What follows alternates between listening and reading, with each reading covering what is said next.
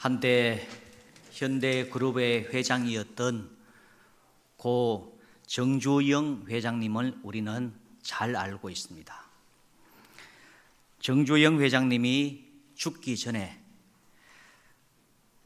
후세 사람들에게 남긴 명언이 한 12가지 정도 됩니다. 그 첫 번째가 뭐냐면은 나는 무슨 일을 시작하든 된다는 확신 90%와 반드시 되게 할 수 있다는 자신감 10%만 가졌다. 안 될 수도 있다는 불안은 단 1%도 갖지 않았다. 무슨 일을 하든지 간에 된다. 이 일은 반드시 된다. 된다고 하는 이 자신감, 확신 90%. 또 힘든 일도 반드시 되게 할 수 있다. 10%를 채워서 무슨 일이든지 나는 다 해낼 수 있다. 이것이 첫 번째였습니다. 두 번째는 사업은 망해도 다시 일어설 수 있지만 인간은 한 번 신용을 잃으면 그것으로 끝이다. 우리가 장사를 하든지 일을 하든지 뭘 하든지 간에 신용 잃어버리면 다 잃어버립니다. 여러분, 신용은 그냥 주어지는 것이 아닙니다. 신용은 성실과 정직, 이 두 가지 요소 위에 신용이 하나 둘 쌓여집니다. 신용이 중요하더라는 거예요. 세 번째는 길이 없으면 길을 찾아야 하며 찾아도 없으면 길을 닦아 나가야 한다. 길이 없으면 길이 어디 있는가 찾아보라는 거예요. 근데 찾아도 없으면 길을 새로 만들어 나가야 된다. 저희 고향, 요즘 울릉도 얘기를 안 했더니만 또 심심한 모양입니다. 저희 고향 얘기를 또 한 번씩 합니다. 저희 고향에서 한 번은 1963년도에 박정희 대통령이 울릉도를 방문했습니다. 방문을 하다 보니까 배가 정착할 항구도 없어요. 길도 없어요. 이 동네에서 저 동네까지 넘어가는데, 산을 넘어가는데 길도 편편한 이 신장로도 없어요. 아무것도 없어요. 길을 닦아라. 그래서 그때부터 길을 닦기 시작했습니다. 슬로건이 뭐였느냐? 방파제에 그리고 항구에 슬로건 흰 페인트로 슬로건 글자를 적었는데 파도를 막자, 길을 뚫자. 파도를 막자, 길을 뚫자. 동네마다 이 슬로건을 계속 흰 페인트로 가지고 그다하게 적으면서 파도를 막자, 길을 뚫자. 파도를 막자, 길을 뚫자. 파도를 막자, 길을 뚫자. 1963년도에 섬 일주 이제 길을 뚫어 가는데 여러분, 이 절벽인 상태에서 길을 어떻게 뚫어내겠습니까? 그런데 55년 만에 길을 뚫어냈습니다. 55년 동안 수많은 사람들이 죽고 다치고 또 파도에 휩쓸려 가서 실종이 되기도 하고, 그렇지만 길을 뚫어내는 거예요. 살아가면서 길이 없을 수도 있는데 그럴 때는 길을 닦아서 나가야 된다. 얼마나 진취적이고 긍정적인 사고입니까? 자, 네 번째는 스스로 운이 나쁘다고 생각하지 않는 한은 나쁜 운이란 없다. 운 그거 믿지 마라. 나쁜 운 그런 게 어딨냐. 운 같은 거 다 핑계대고 변명, 인간의 약한 모습 그거 드러내는 것이지 그런 말 하지 마라. 그 다음 다섯 번째, 시련이지 실패가 아니다. 좀 어려움을 한다 뿐이지 실패, 완전히 쓰러지는 거 아니다. 어렵더라도 참고 견뎌나가라. 여섯 번째가 우리가 뒤떨어져 있는 분야라고 해서 주저한다든지 미지의 분야라고 두려워한다든지 힘들다고 피한다든지 하는 것들은 뭐라고요? 패배주의자다. 패배주의. 아, 힘들다. 다음에 하자. 아, 돈이 없어서 비가 와서 뭐 안 된다. 다 패배주의자들이 하는 소리입니다. 이런 거 두려워하지 말아라.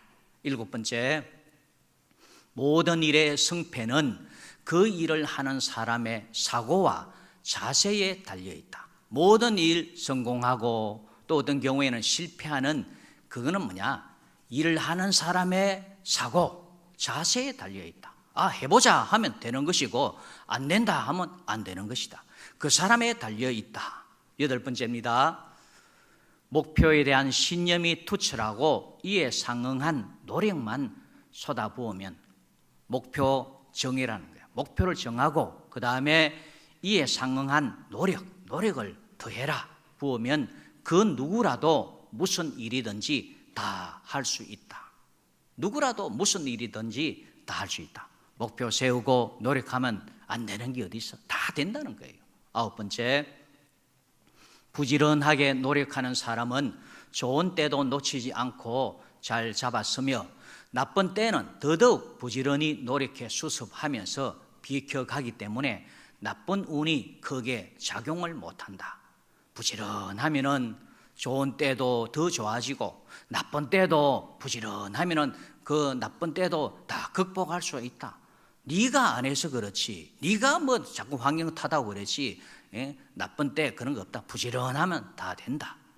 10번째, 반대로 게으르며 노력하지 않는 사람은 좋은 때가 와도 손이 늦어 붙잡지 못해 좋은 때를 나쁜 때로 만들고 나쁜 때는 운 탓만 하며 좌절 속에 허우적거리기 때문에 항상 불운의 연속으로 일생을 보내는 것이다.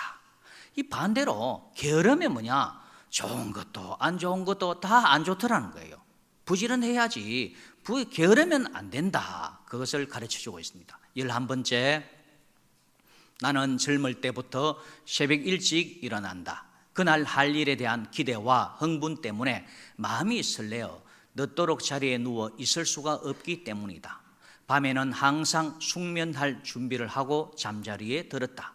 새날이 왔을 때 가뿐한 몸과 마음으로 즐겁고 힘차게 일을 하기 위해서이다.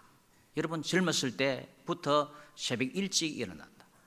연세가 드시면 새벽잠이 없어서 일찍 일어나시는 분이 계시는데, 그러나 회장님은 젊었을 때부터 일찍 일어나서 뭐 했느냐? 부지런히 일했다는 거예요. 이게 습관이 된 거예요. 습관. 마지막 12번째, 불가능하다고 우리 같이 합니다. 이봐, 해보기는 해봤어. 불가능하다고. 밑에 직원들한테 프로젝트를 맡겼습니다. 맡겼는데, 회장님, 이 예산이 너무 많이 들어가서 안 되고요. 이번에는요, 환경이 기후가 날씨가 안 받아줘가지고 안 되고요. 뭐 때문에 안 되고요. 다 이 핑계 저 핑계 대면서 안 하려고 하는 거예요. 그래서 던진 말이, 이봐, 해보기는 해봤어.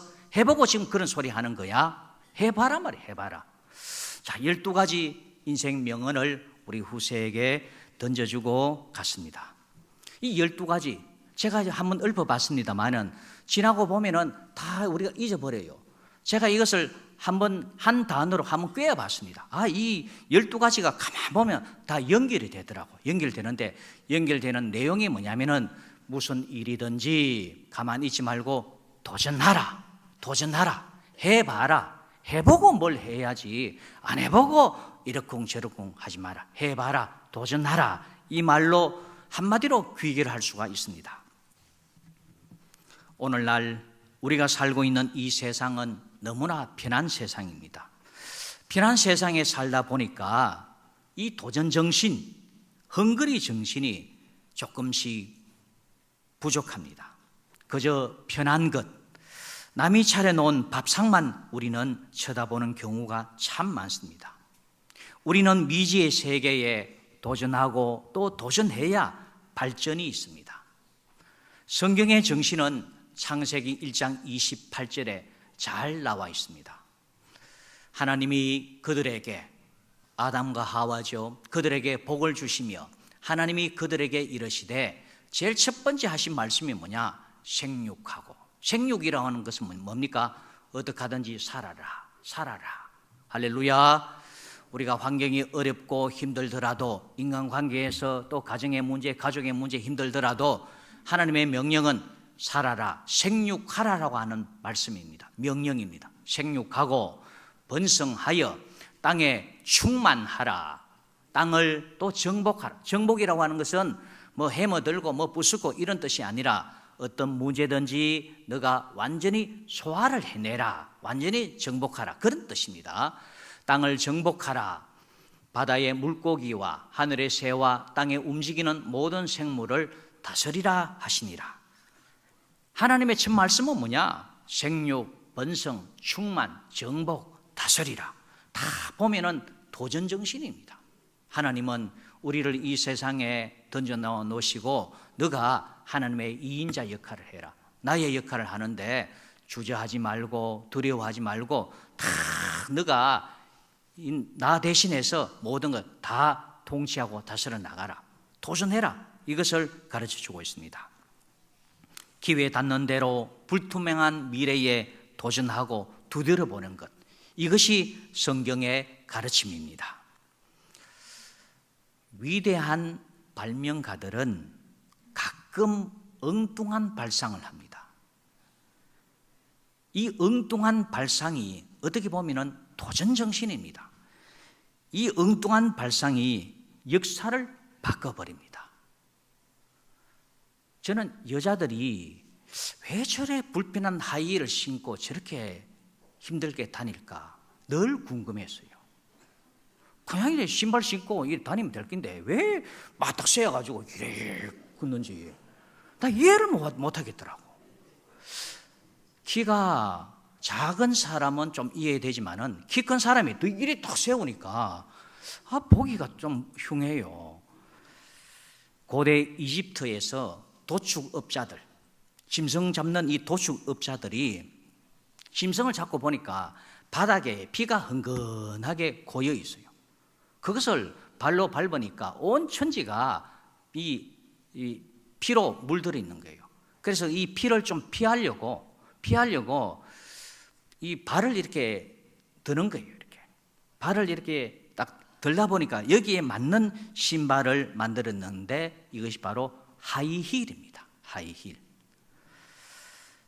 여러분, 우리가 가끔씩 샌드위치를 먹잖아요. 샌드위치.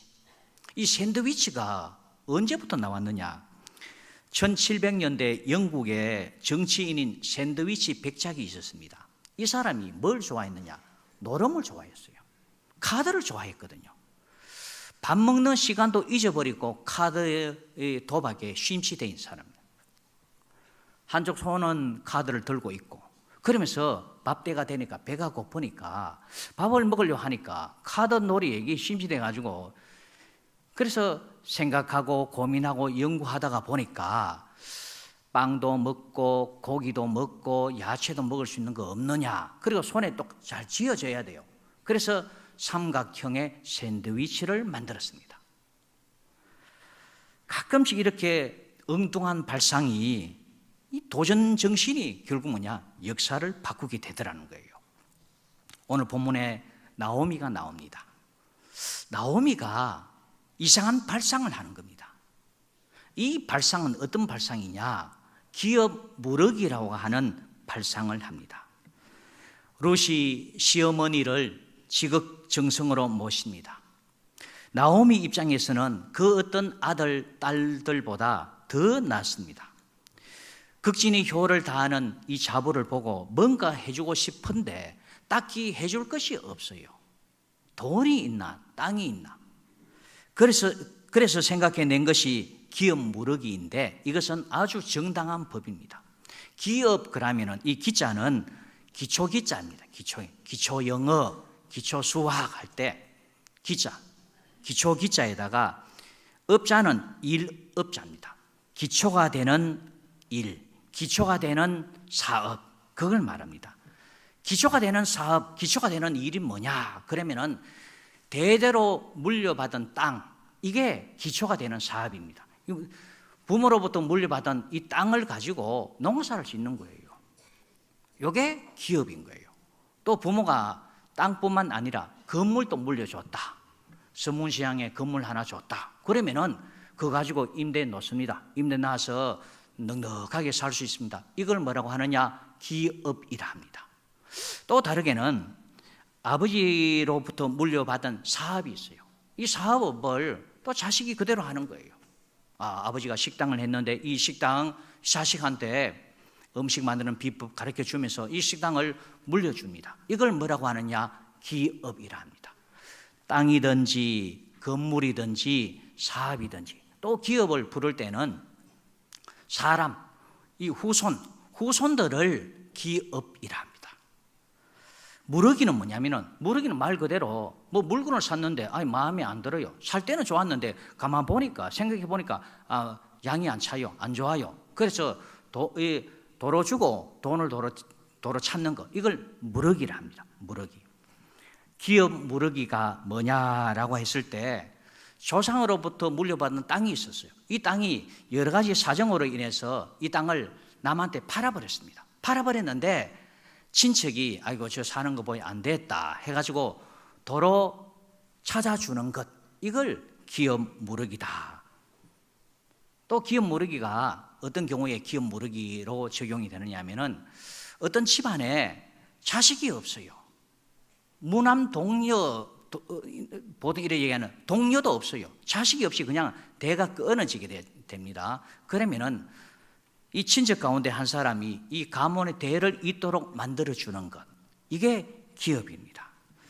그래서 기업 물을 자를 히브리 말로는 고엘이라고 하는데, 이 기업 물을 자는 세 가지 조건을 갖추어야 됩니다. 먼저는 혈연 관계여야 됩니다. 혈연 관계.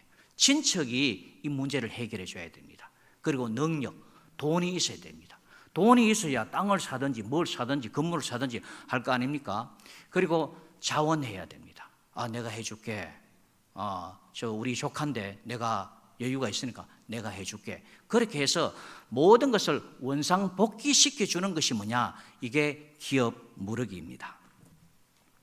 나오미가 가만히 생각해 보니까 자기는 땅도 다 팔아먹었어. 자식도 없어. 가만히 생각해 보니까 친척 가운데 보아스가 있는 거예요. 이 보아스한테 우리 땅 좀 도로 찾게 해주고, 그리고 우리 자손 대를 좀 있도록 만들어주면 안 되겠나, 이런 엉뚱한 발상을 합니다. 우리 속담에 떡 줄 사람은 생각도 안 하는데 뭐 마신다고요? 김치국부터 마신다고.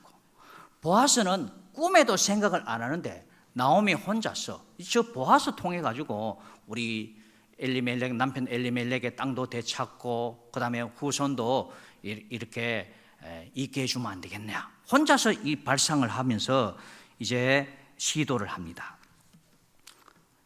죽은 남편 엘리멜렉의 가문의 혈통을 있게 해야 되는데 자신은 나이가 많아서 안 돼요. 그래서 자부 룻을 통해서 자식을 생산하도록 그렇게 합니다. 그리고 젊은 며느리한테 또 짝을 지어주면은, 오늘 3장 1절에 보면은 이런 말씀이 있습니다. 너를 복되게 하여야 하지 않겠느냐, 너 개가해서 행복하게 잘 살아야 되지 않겠느냐, 이렇게 합니다. 그러면서 남편의 땅, 엘리멜렉의 땅을 또 되찾게 할 수도 있고, 자, 이렇게 해서 기업 무르기 시도를 한번 해보는 겁니다. 그래서 1단계로 나오미는 룻에게 지시를 합니다. 보아스가 타작마당에 보리 타작할 것이다. 몰래 숨어 있다가 보아스가 잠자는데 눈여겨봤다가 발끝에 가서 너 거기서 누워서 자라.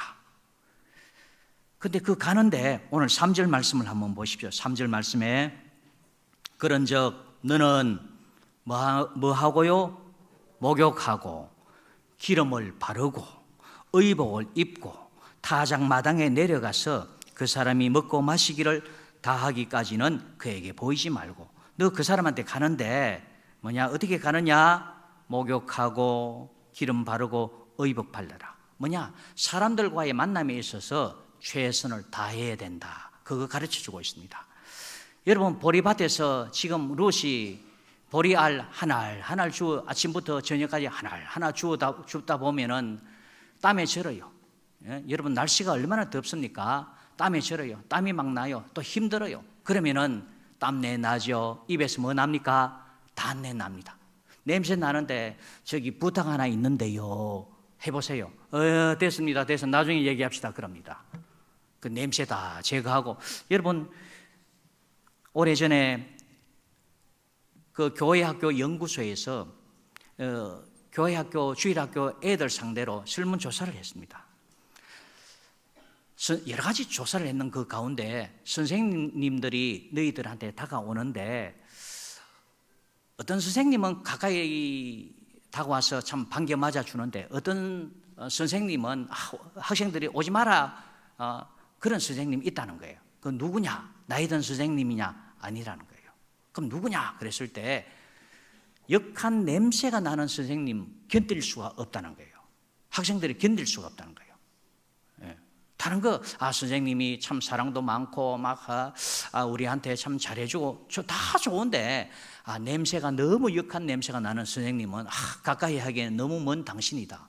냄새 이거 좀 제거하면 좋겠다. 이게 애들 입에서 나왔어요. 냄새. 지금 나오미가 룻에게 목욕하고, 기름 바르고, 의복 입고, 새 옷 입고, 그래서 보아스한테 가도록 해라. 그래서 보아스가 이 대화 가운데 선뜻 그 대화에 응하도록 그렇게 환경을 만들어줘라. 여러분, 보아스 입장에는 참 난처합니다. 자신의 나이가 많습니다. 그리고 땅을 사주더라도 이 땅이 자기 땅이 되지 못해요. 남 좋은 일 다 해줍니다. 그리고 룻을 취해서 자식을 낳는다 하더라도 이 자식은 자기 자식이 못 됩니다. 엘리멜렉, 나오미의 자식이 되는 거예요. 자기 자식이 되지 못해요. 내 자식이지만 내 자식이 되지를 못하는 거예요. 룻으로부터 두 번째 난 자식부터 자기 자식이 되는 거예요. 첫째 아들, 자기 아들이 되지를 못해요. 아들을 또 아들이라 부르지도 못해, 땅을 사도 자기 땅이 되지도 못해. 여러분, 누가 이거 선뜻 해주려고 합니까? 안 해주는 거예요. 그렇지만 나오미는 그래도 한번 해보자는 거예요. 그래도 한번 해보자. 이 도전 정신을 가지고 덤비는 거예요. 여러분, 우리가 살아가면서 환경에 주저앉아 버릴 때가 얼마나 많습니까? 이것 따지고 저것 따지고 내 머리로 벌써 선을 딱 그어버려요. 이것 때문에 안 되고 저것 때문에. 그렇다 할지라도 나오미는 그렇다 할지라도 한번 해보자. 그러는 겁니다. 한참 잠을 자다가 보니까 보아스가 몸부림을 쳤는지 다리에 뭔가 대입니다. 자다가 깨어보니까 웬 젊은 여자가 누워있는 겁니다. 당신 누구냐?